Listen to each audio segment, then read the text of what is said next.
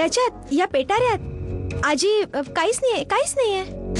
तर मग लपवत काय होतीस तू? हा ते लपवत नव्हते.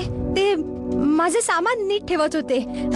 तसं पण आजपासून आम्हाला इथेच राहायचंय ना, म्हणून. पण हे लक्षात राहू दे की तू एक मुलगी आहेस आणि तुला पण इथे तसंच राहावं लागेल जशा प्रकारे महालातल्या इतर मुली राहतात. बरं आजी.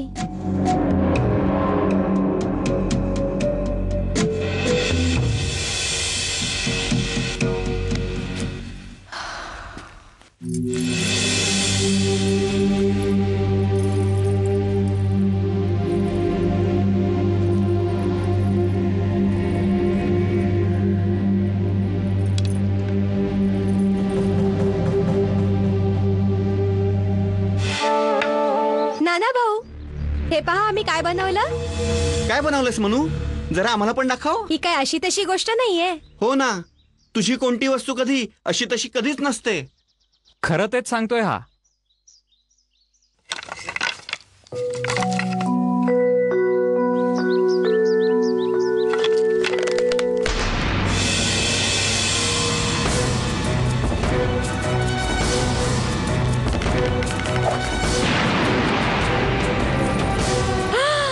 देवा रे देवा.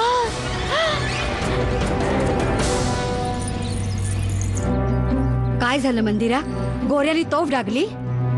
आजी साहेब, गोऱ्यांनी नाही, हा धमाका तर मन्नूने केलाय.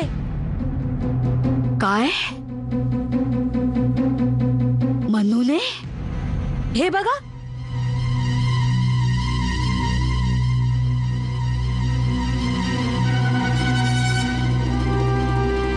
तू तर खरंच. एक काम करूया, ह्याचा सराव इथे नाही हनुमान टेकडीवर जाऊन करूया.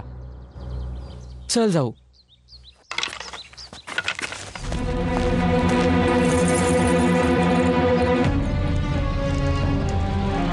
हा अभ्यास नाहीये श्रीमंत सरकार. तुमचा महाल पडता पडता वाचला. काय? या दाखवते, या ना. या तीराने मनूने विस्फोट केला होता.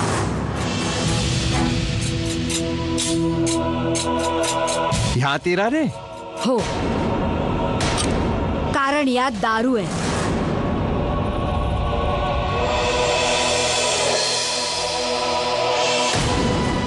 आणि हे पहा, यात आहे विस्फोटक पदार्थ.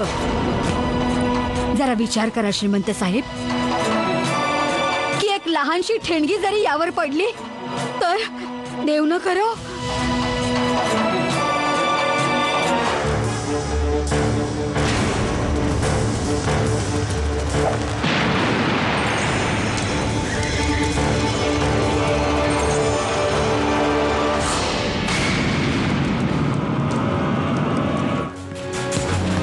साहेब, हा तोफेचा फायर नाही, हा तर नानासाहेब बाणाने स्फोट करत आहेत.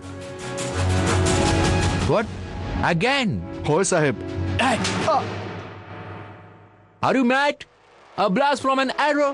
होय साहेब. Oh my God. ही तर बंडाची तयारी आहे.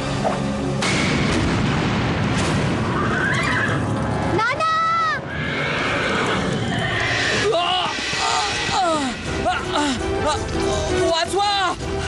वाचवा! वाचवा कोणीतरी!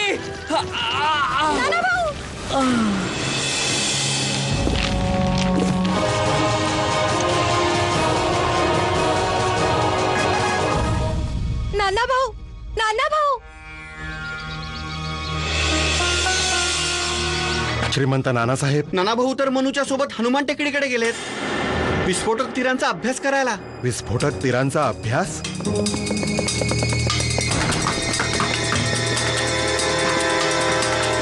हे देवा, माझा नाना सुखरूपपणे परत येऊ दे.